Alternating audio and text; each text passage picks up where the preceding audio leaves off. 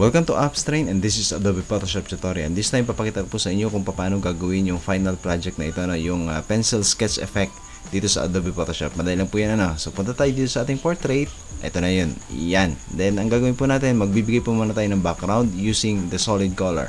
So ilalabas natin yung ating layers panel kasi dyan tayo magagawa. So kung wala yan dyan, punta tayo sa window, check lang natin yung layers. F7 sa ating keyboard shortcut. Okay, magbibigay tayo ng background. So click natin ito, solid color, black. Okay, black, then click natin okay. Then drag natin yung ating background sa baba ng ating layer, ng ating portrait. Okay, next step, punta tayo dito, active natin yung layer 1. Gagawa tayo ng mask. So click lang natin ito, yung mask niya, Iyan. Then i-reverse natin kasi naka-white yung ating mask. Ibig sabihin, i-reveal niya, naka-reveal siya, So gawin natin yung black. So click natin yung ating mask, then Control I sa ating keyboard shortcut. Ayan, so na-hide na natin yung ating subject, Next step, syempre yung concept ng mask. So ibabrush natin siya ng white. Pag nag-brush tayo ng white, i-reveal niya, Okay, so click, hold natin yung mouse, then brush. Okay, tandaan na, i-brush natin sa ating subject hanggang sa ma-reveal po natin yung ating subject. Ayan. Okay, so any direction, so pwede natin pa ganyan para may effect din, sketch effect din talaga siya, Okay, hanggang sa maging malinaw yung mukha ng ating subject, Ayan. So sa kanyang katawan.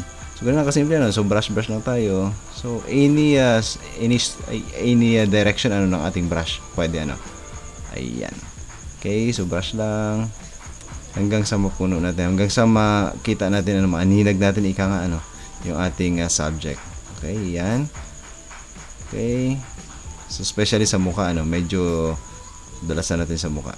Ayan. Okay. So ang ganda ng effect na ito, Subukan nyo sa mga portrait nyo, Ayan. Okay. So magandang project ito. Ayan. Again, kahit anong any direction pwede natin gawin. Okay. Ayan, ganda ng effect na ito. Okay, ganoon lang kasimple, ganoon lang kasimple yung technique na ito. Okay, yung pencil sketch effect dito sa Adobe Photoshop. Okay, so naglalaro lang tayo sa mask ni Adobe Photoshop.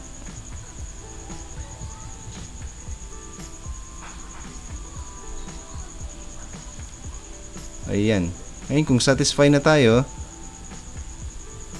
ayan. Kung satisfied na tayo, yan yung ating final project, Okay. So, kung satisfied na tayo, save na lang natin siya, So, kung pwede natin, kung gusto natin i-crop, i-crop po natin yung ating project using the crop tool ni Adobe Photoshop.